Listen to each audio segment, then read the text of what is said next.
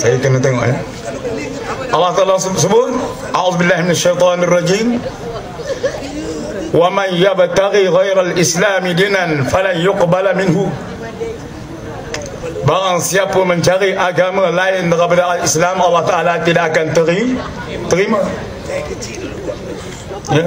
Ini bagi yang bukan Islam. Jadi kita bukan nak mencari satu kerenggangan, ya. Yang kita baca ini adalah fakta dan hujah mengikut ajaran Islam. Selama ini pun memang kita berlaku toleransi sesama agama. Kita tidak pernah memaksa orang lain masuk Islam, ya.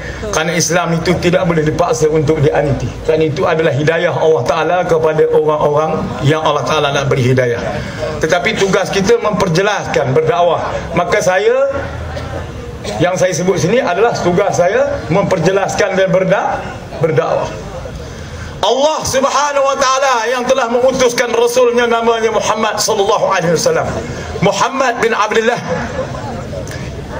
yang dibawa kitabnya siapa dia? Apa dia? Kitabnya nama Al-Quranul Karim. Ajarannya apa dia? Agamanya namanya Islam. Dan agama para nabi dan rasul, mula daripada Nabi Adam, bapa segala manusia, sehinggalah penutup segala nabi itu Nabi Muhammad sallallahu alaihi wasallam, maka semuanya adalah beragama Islam. Ya. Nabi-nabi, rasul-rasul, ulama berpendapat jumlah nabi ini sampai 124,000. 124,000. Yang jadi rasulnya 313 orang. Maka semuanya beragama Islam, berakidah tauhid, ya, mentauhidkan Allah Ta'ala, mengesakan Allah Ta'ala dalam ketuhanan. Sebab itulah ajaran Islam itu, asyhadu an la ilaha illallah, aku jadi saksi tidak ada Tuhan melainkan hanya Allah. Umat Islam dia kena tahu benda ni. Ini rukun Islam. Kalau kita tidak mengaku bahawa Tuhan itu hanya Allah, bermaknanya kita tidak Islam. Itu. Jadi Islam ini agama tauhid. Tiba-tiba pemimpin pakatan kata, oh, orang Islam pun boleh guna kalimah Allah. Saya nak bagi penjelasan dengan fakta di sini tuan-tuan, supaya kita faham, ya. Supaya kita yang Islam, yang tak Islam, yang agama lain pun faham, ya. Kita jangan buat sebarang benda ni. Sebab pembangkang sebenarnya dia cuba membuat satu isu, membawa provokasi, ya. Dia membawa isu agama untuk memprovokasi keharmonian yang sedang kita kecapi sekarang. Kalau saya tidak jelaskan benda ni, dia akan jadi masalah. Sebab itu saya kena perjelaskan di sini, ya. Saya minum air sikit.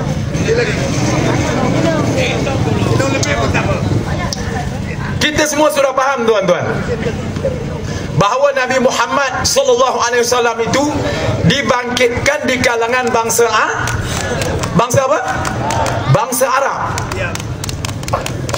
Kemudian Quran itu pun diturunkan dengan bahasa Arab. Kalau kita buka Quran, dalam Quran Tuhan sebut surah Yusuf misalnya, Allah Ta'ala sebut, inna anzalnahu Qur'anan Arabiyyan la'allakum ta'qilun.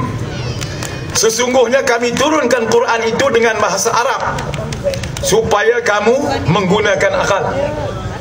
Maknanya Quran itu bahasa Arab, dan kalimah Allah itu pun bahasa Arab.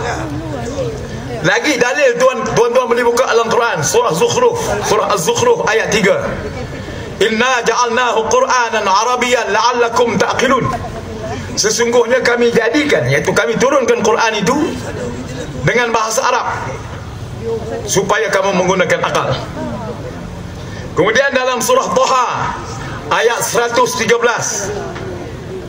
Allah Ta'ala sebut lagi, wa kadzalika anzalnahu Qur'anan Arabiyyan wa sarrafnahu fihi min al-wa'id la'allahum yattaqun aw yuhdisu lahum dhikrah.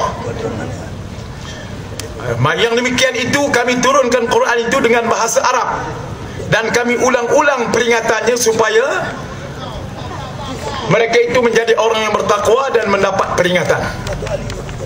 3. Yang keempat, Allah Ta'ala sebut dalam surah Az-Zumar, Qur'anan Arabiyan ghaira zi aywajin la'allahum yattaqun. Quran yang dalam bahasa Arab yang tidak mempunyai kebengkokan di dalamnya, ya, supaya kamu bertakwa. Maka keempat-empat ayat ini, dan sebenarnya banyak lagi ayat lain, menyatakan bahawa Quran ini diturunkan dengan bahasa Arab, dan kalimah Allah itu pun adalah kalimah Arab. Dengan sebab itu, wakil dia, situasi keadaan dia, orang yang bukan Islam di Malaysia, dia nak sebut Allah untuk agama dia, buat apa? Sebab yang bukan Islam di Arab lah yang gunakan Allah tu, sebab dia berbahasa dengan bahasa Arab. Sebab itulah Tuhan sebut dalam Quran, wala in sa'altahum man khalaqas samawati wal ard la yaqulunna Allah. Sekiranya kamu tanya, hey Muhammad, kepada orang-orang yang bukan Islam, iaitu orang-orang di sekeliling Rasulullah dulu, orang Arab yang tak beriman dengan Nabi itu, orang Arab, nescaya dia akan menjawab Allah. Sebab Abu Lahab orang Arab, dia berbahasa Arab, sama bahasanya dengan Sayyidina Umar, sama bahasanya dengan Nabi Muhammad sallallahu alaihi wasallam. Jadi Allah itu kalimah Arab, bahasa Arab, ya. Ini tiba-tiba Lim Guang Eng mula pandai-pandai ni boleh lagu ni Allah. La haula wala quwwata illa billahil aliyyil azim. Ni apa hal ni, dia mabuk apa? Bengong dia. Yang ni tuk lebay gatal ni pun sama, dia pergi sokong juga. Gatal tak pasal-pasal. Oh, dia kata ada nas dalam Quran. Betul lah nas dalam Quran tu, tapi tidak bersesuaian dengan wakil di sini. Dan lagi satu, umat Islam yang nak kena faham ialah Allah itu, kita umat Islam mesti mengakui bahawa tidak ada Tuhan selain daripada Allah itu. Ya, itu dia. Nampak? Ya.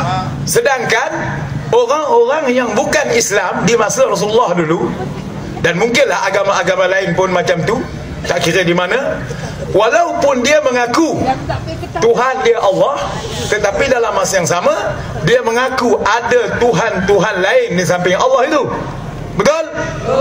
Maka dengan sebab itulah Islam mengajarkan dan memerintahkan kita berdakwah, menerangkan kepada orang non-Muslim yang bukan Islam bahawa selain daripada Allah itu bukan Tuhan, dan Muhammad itu adalah Rasulullah yang membawa agama Allah, kerana agama Allah itu hanya Islam.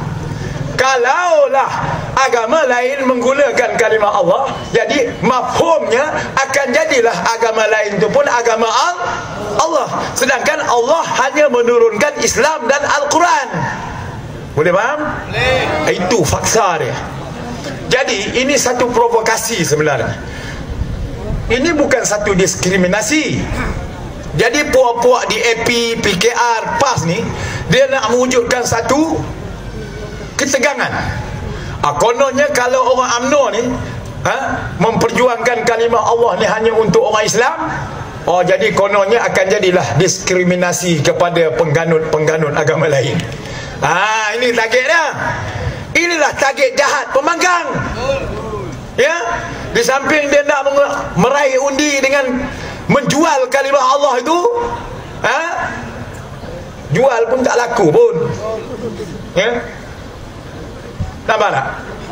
Kalau kita nak izinkan kalimah Allah ini digunakan, orang itu mestilah mengaku bahawa tidak ada Tuhan melainkan Allah, dan mesti dia mengaku Muhammad itu Rasulullah, iaitu dia kena melapaskan dua kalimah syahadah, asyhadu an la ilaha illallah wa asyhadu anna Muhammad Rasulullah. Inilah dakwah Rasulullah. Inilah dakwah para ulama dulu, tok-tok guru pondok dulu, ya, menyeru manusia mengenal Allah Ta'ala. Awaluddin ma'rifatullah, permulaan agama itu kenal Allah, bukannya parti politik yang macam PAS buat. Orang tak ikut apa